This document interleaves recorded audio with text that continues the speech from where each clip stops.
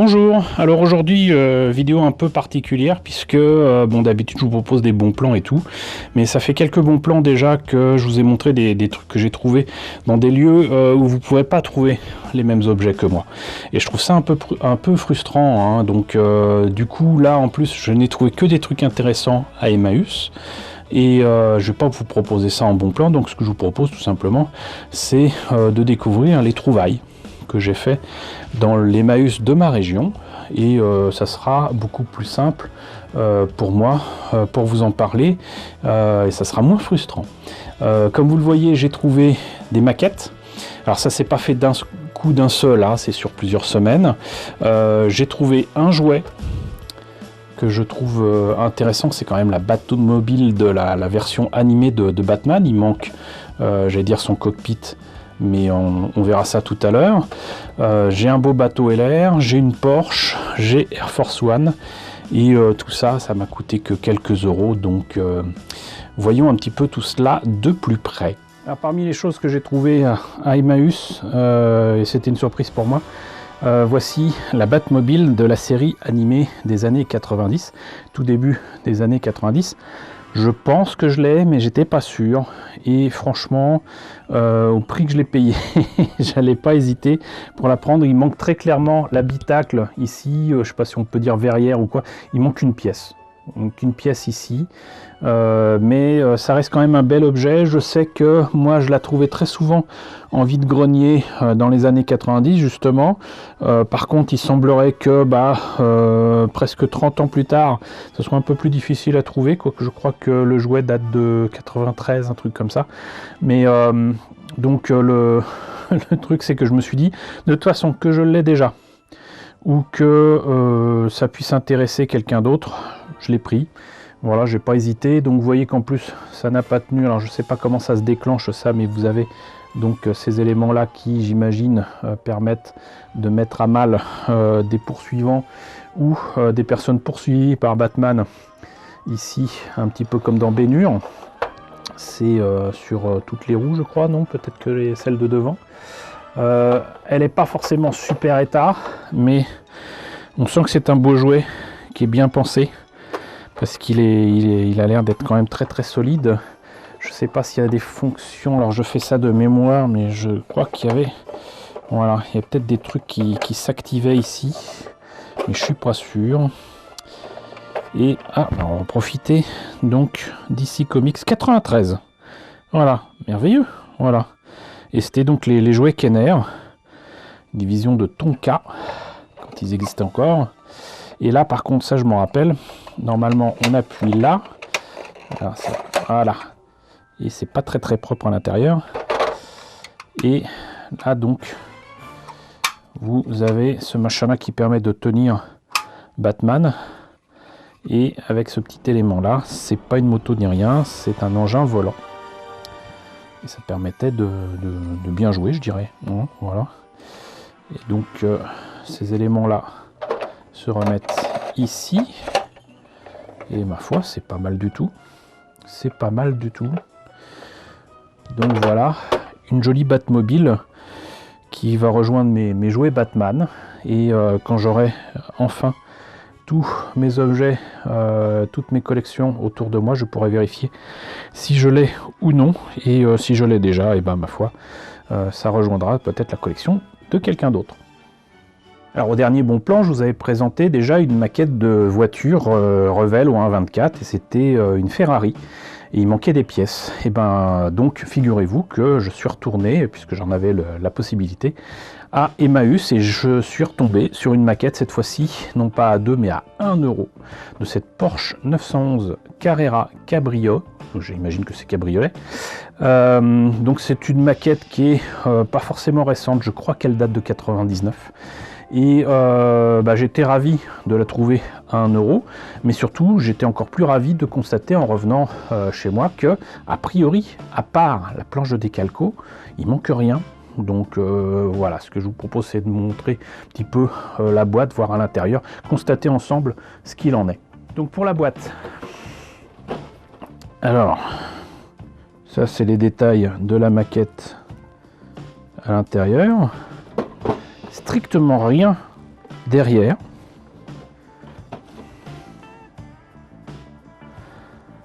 Là, apparemment, donc effectivement, la maquette date de 99, mais là, cette boîte doit dater, j'imagine, de 2005, à moins qu'il s'agisse de la date de la maquette originale, parce que des fois, Revell reboîte en fait des maquettes d'autres marques.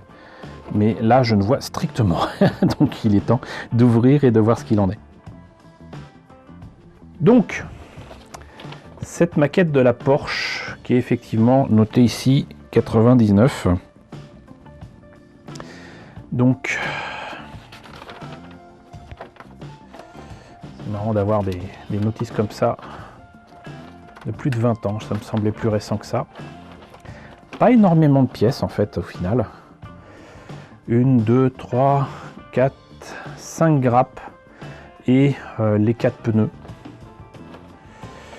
Apparemment on commence par le moteur, le bas de caisse, les amortisseurs avec ce qui permettra de placer les roues et les jantes.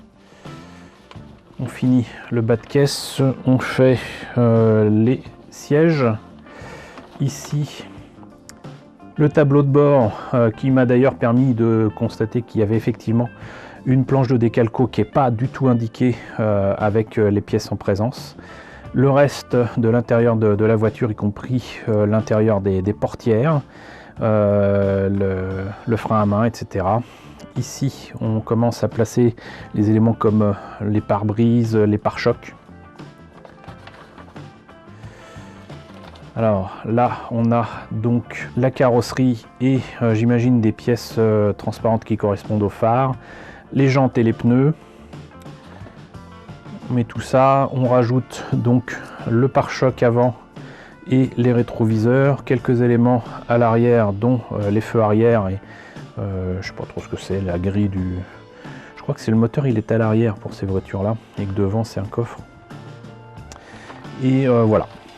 Donc voilà pour la notice, mais ce qui nous intéresse ici c'est vraiment donc les grappes en présence. Donc on a cette fois-ci, contrairement à la Ferrari, bel et bien 4 pneus. Ici nous avons une grappe d'ailleurs d'un plastique pas très heureux, hein, un peu ce bleu il est beau là sur la boîte, mais là franchement ce bleu il fait très plastique, de mauvaise qualité. Mais apparemment oui, la grille ici c'est des vrais trous. Voilà, c'est vraiment grillagé. Donc c'est pas mal. Par contre là vous voyez que les pièces sont déjà abîmées, mais on a déjà une grappe, 2 grappes, 3 grappes, la carrosserie.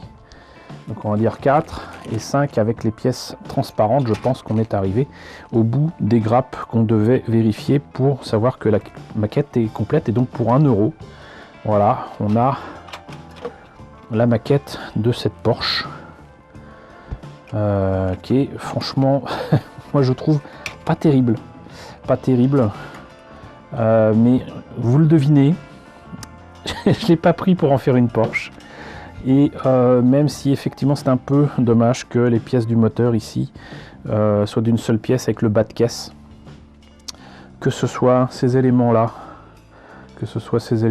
surtout ces éléments là, ici, ça et ça, tout ça, bah, depuis les idées que j'ai eues avec la Enzo Ferrari, j'arrête pas d'y penser, ça se bouscule dans ma tête, et là ça va permettre de faire encore plein de choses très sympathiques. En termes de kit bash, là donc les pièces transparentes pourraient se révéler très utiles aussi. La carrosserie pour l'instant elle ne m'inspire pas, même à l'envers. Ça ressemble trop à une carrosserie de bagnole pour l'instant, mais on n'est pas obligé de la garder telle quelle. On peut la découper, on peut s'en servir pour plein de choses. Mais là encore une fois, on a donc des éléments qui peuvent me servir dans mes futurs projets, pas forcément la libellule, mais plein d'autres choses. Mais en tout cas, elle est quasi complète, puisque tout ce qui manque du coup, c'est la planche de décalco. Donc encore une fois, pensez-y. Des fois, non seulement on peut souvent faire de bonnes affaires, mais là, cette maquette-là, que vous la fassiez telle qu'elle ou non, 1 euro, ça se refuse pas.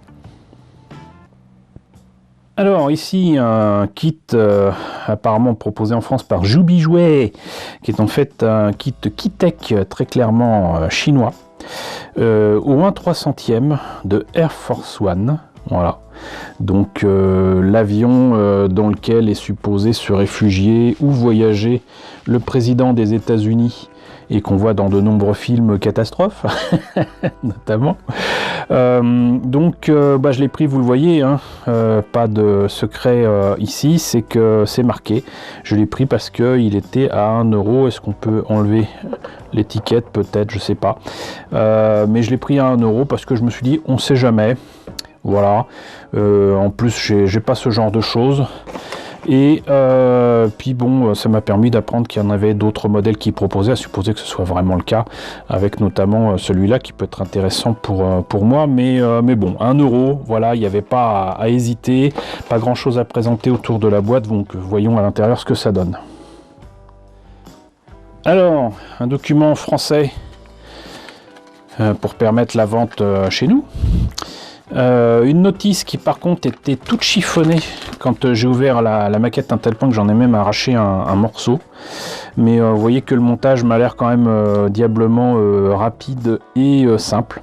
Ça m'a pas l'air d'être non plus une maquette très fidèle au modèle original d'avion, hein, mais qu'importe, je l'utiliserai certainement pas pour faire Air Force One, ce sera certainement pour autre chose. Pour autant, on a quand même ici les indications pour placer les décalcos, j'imagine, et les couleurs. Et justement, parlons de décalcos, donc c'est ça. Alors, pour la petite note, d'ailleurs, d'habitude, ce genre d'avion est souvent proposé au 1/144, au 1/300e, je suis pas sûr. Mais sincèrement, ça fera le job pour ce que je devine pouvoir faire avec en kit bash. Voilà, d'ailleurs, limite, c'était même le socle qui m'intéressait le plus. Ça m'inspire des choses pour des vaisseaux spatiaux. Je n'en dirai pas plus. Et sinon, donc, les pièces elles-mêmes, accompagnées apparemment d'un autocollant quand même. Je devine que c'est pour mettre sur le socle ici. Et vous voyez que ça fait quand même très jouet, très moche. Mais on s'en fout.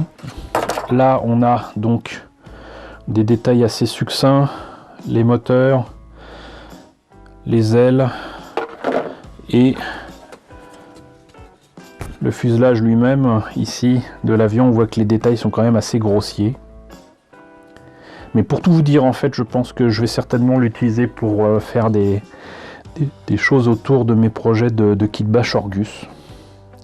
On verra bien, mais encore une fois, 1 euro. 1 euro, j'allais pas louper ça. Alors ici, je suis littéralement obligé de tirer à 4 épingles le lieu de tournage parce que la boîte est énorme. Je vous avoue qu'au départ, quand j'ai vu cette maquette à Emmaüs, je ne l'ai pas pris parce que je pensais que non seulement elle était incomplète, mais qu'elle était en mauvais état. Et puis après, j'ai réfléchi et je me suis dit, l'échelle m'avait l'air quand même assez proche du Black Pearl, que non pas celui en 72 que je vous ai présenté, mais une autre version du Black Pearl, une version Revell, plus simple à monter, qui est supposée être au 1/150. Et je me suis dit, ça peut être intéressant de reprendre cette maquette-là pour améliorer peut-être l'ordinaire du Black Pearl, mais aussi et surtout pour faire un bateau qui est en train de se faire attaquer par, j'allais dire, le vaisseau fantôme, en tout cas tel qu'il est présenté dans le premier film de Disney. Et surtout, depuis que je suis tout petit, les boîtes et l'air de ce genre de truc me faisaient rêver. Et vous voyez, hein, donc l'illustration est superbe. Moi, j'adore cet aspect. Justement, on voit encore les coups de pinceau. Voilà, c'est magnifique. Vraiment, moi, j'aime beaucoup. Et donc, en plus, ce bateau a revêtu un autre intérêt pour moi. C'est que quand je l'ai finalement réouvert à Emmaüs pour voir d'un petit peu plus près, alors déjà, je me suis rendu compte que je m'étais trompé. Il y avait bel et bien les voiles dedans qui m'intéressent tant, toujours pour des projets autour du Black Pearl. Mais en plus de ça, il y a ces éléments-là qu'il y a ici, qui sur le Black Pearl, que ce soit la version Zvezda, ou un 72, la version Revel ou un 150, sont en plein. Là c'est carrément creux, c'est assez intéressant, on verra ça tout à l'heure. Mais en plus de ça, j'ai vu avec les journaux qu'il y a dedans, il y a des journaux qui à mon avis ont servi à protéger les pièces ou à préparer un espace de travail, qu'a priori cette maquette a presque autant d'années que moi. Les journaux qui sont dedans datent de 1973 et d'après ce que j'ai vu sur le net, il est possible que cette maquette date carrément de 1969. Donc c'est un kit qui a un peu plus ou un peu moins de 50 ans, donc déjà un respect. Mais en plus de ça, en prenant des renseignements, j'ai cru comprendre que ce bateau en fait n'existe pas. Voilà, il a été reproduit selon des plans retrouvés, faits par, commandés en tout cas par Colbert pour le Royal Louis XIV. Mais a priori, il n'y aurait jamais eu de bateau de ce type-là, avec autant de canons et tout, qui serait appelé le Phoenix. Donc a priori, c'est ça que je trouve intéressant, c'est que c'est un bateau qui est fictif, qui était prévu, ils en avaient fait les plans, mais il n'aurait jamais été construit. Donc moi je trouvais ça intéressant, et encore une fois il est à 4 €, donc ça va, c'est pas la mort. Je vous ai déjà présenté d'ailleurs, c'est la Belle Poule qui m'a été donnée par un voisin. C'est à peu près dans le même genre, sauf que la Belle Poule, ce bateau là, lui il existait. Reste que là on voit aussi que c'est une vieille maquette parce qu'il n'y a strictement rien autour, pas de code barre, pas d'informations, que dalle, il n'y a rien. Voilà, je pensais aussi que ce qu'il y avait dedans était incomplet au niveau de la notice de montage. C'est pas le cas a priori, donc c'est bien. Là il y a des trucs qui sont aussi des années 70, et là je sais plus où c'est que j'ai vu ça. Journal de la Croix, voilà.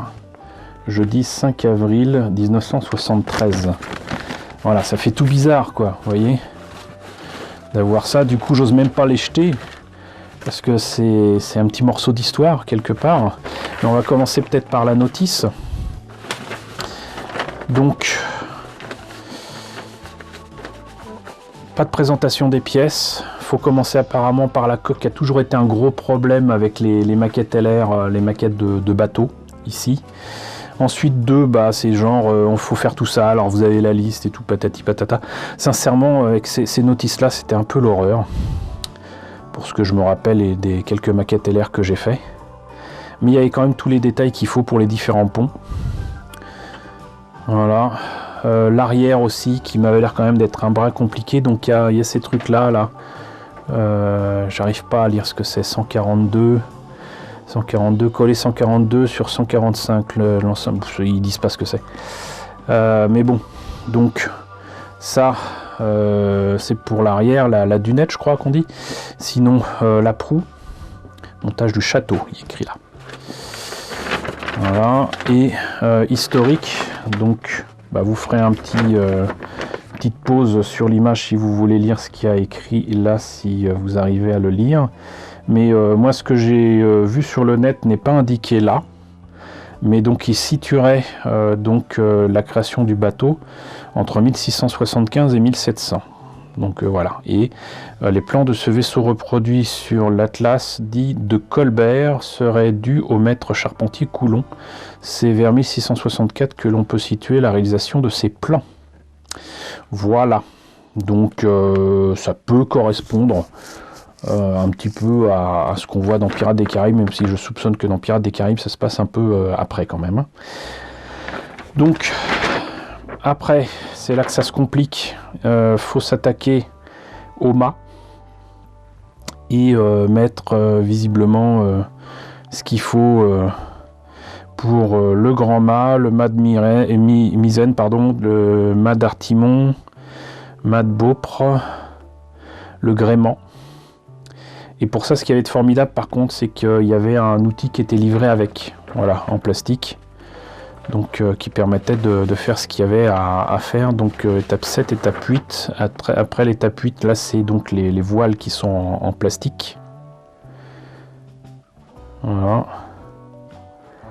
Et visiblement on finit avec les canaux.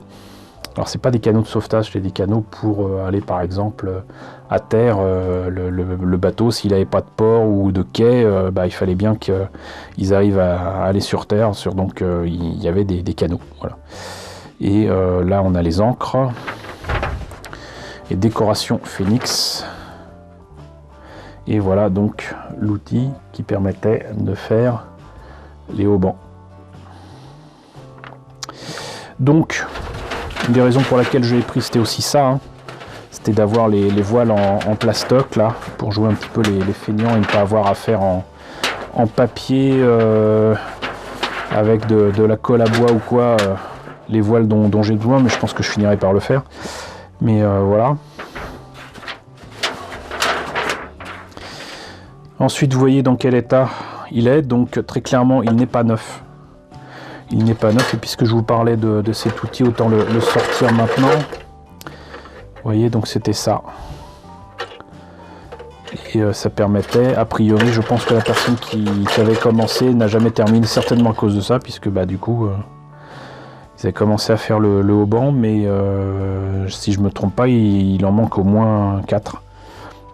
Voilà, c'était réalisé ce genre de truc avec le fil qui va bien. Ce qui est marrant, c'est qu'il y a encore des décalcos, même si sur la notice je ne me rappelle pas l'avoir vu, mais vous voyez que malgré l'âge, les décorations là sont un peu dorées ici.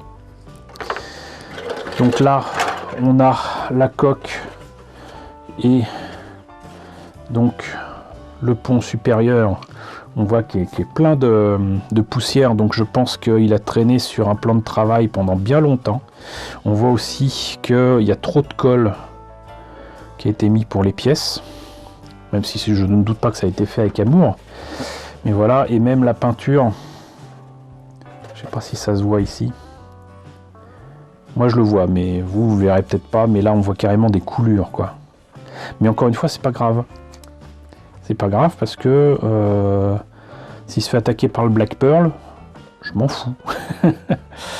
Et justement, j'aurais peut-être même plus de facilité à travailler sur comment dirais-je, des impacts ou des trucs qui vont pas dessus parce qu'il est en train de se faire mitrailler par un bateau pirate. Et après, il faudra juste que je vois comment faire pour faire éventuellement des petits personnages ou quoi, j'en sais rien. Mais voilà, donc au moins la coque. Ici, même les mâts ont été faits, mais vous voyez là, pareil, c'est pour ça que j'ai pensé à faire ce bateau attaqué par le Black Pearl. Parce que là, donc j'imagine que ça va là. Et ça comme ça. Vous voyez qu'ils sont complètement tordus. Alors, rien n'empêche de les remettre d'aplomb. Mais voilà. Entre guillemets, le travail est déjà fait au niveau de son état. Donc ça allait avec. Ça, c'est donc le socle qui tient le bateau. Sinon, il y a plein de détails. Et malheureusement, donc... j'ai vu ces trucs là, je me suis dit je trouverai le reste et je n'ai trouvé que ça. Je crois qu'il n'y a que ce petit et ce grand.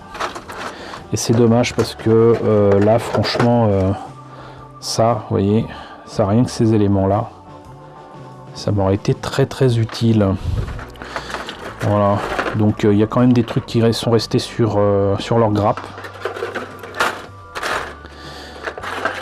Il y a encore pas mal d'éléments, je sais pas dans quel état se trouvent ces pinces. Mais il y a encore plein de canons aussi qui traînent ici et là. Et je crois même que oui, voilà. C'est le même plastique, donc je pense que ça va avec la maquette. Alors cette figurine là pour moi n'est clairement pas au 1/150. Elle serait plutôt au 1/100e éventuellement. Proche du 1/72. Mais ça présente un gars. Et je sais pas où il se place. Mais bon voilà, donc une maquette LR d'un bateau qui n'a peut-être jamais existé et qui va me servir certainement pour un projet de diorama d'attaque par le Black Pearl d'un autre bateau. Voilà. Et on verra bien ce que ça donne. De toute façon, c'est pour un projet à long terme. Mais encore une fois, donc à 4 €. Franchement, j'allais pas passer à côté. Voilà.